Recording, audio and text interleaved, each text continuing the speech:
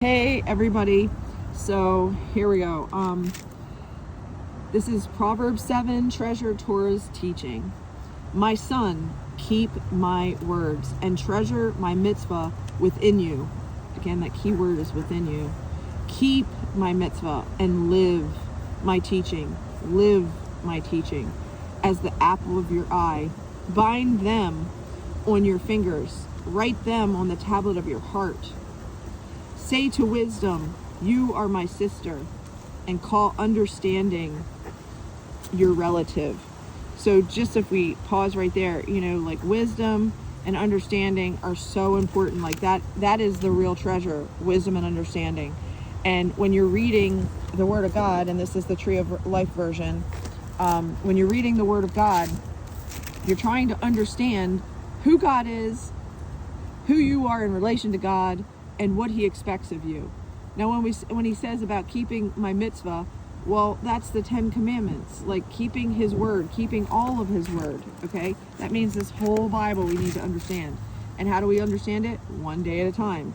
And that we want to keep the 10 commandments on, and the teachings of the Bible, who Jesus is, on our heart and in our heart. And that is the true wisdom and understanding, is when we understand this Torah, this Old Testament and New Testament. Okay, so then we keep going. They will keep you from a seducing woman. What's a seducing woman? A slut. From the foreign woman with her seductive speech. For at the window, there's a lot of frames in the Bible that say at the door, at the window, okay?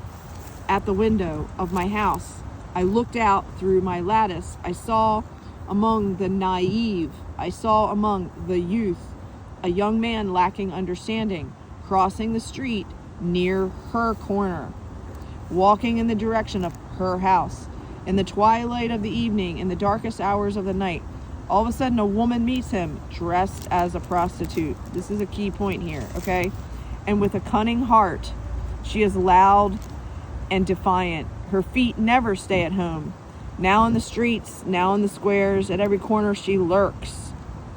So she grabs him and kisses him, and with a brazen face says to him, I had to sacrifice fellowship offerings today. I paid my vow.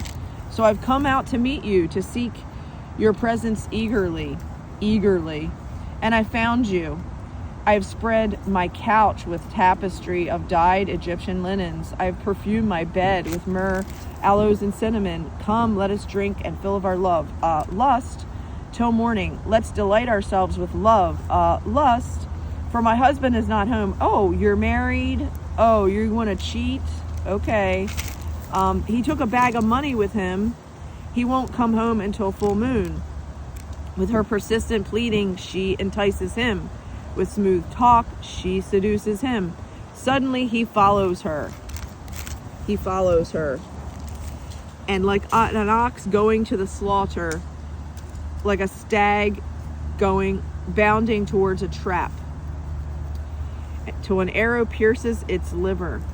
Like a bird darting into a snare, he never considered his own soul. That's a very important line there. He never considered his own soul.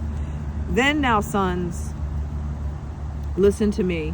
Pay attention to the words of my mouth. Do not let your heart turn to her ways or stray on her paths.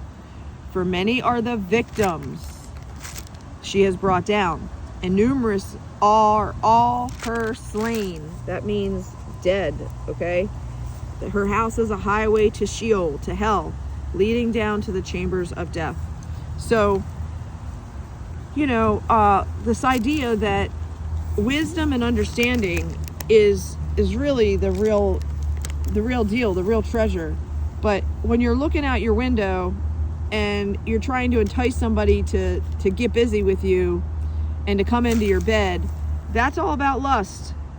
And it's not going to go to anywhere but hell, okay? Hell is your destination. Death and hell are your destination when you are hooking up with strange people, whether it's man, woman, men, women, whatever. When you're doing these things, it's not what God wants for you in your life. So if you don't want to get caught in that trap, don't walk down that road. Have a good one.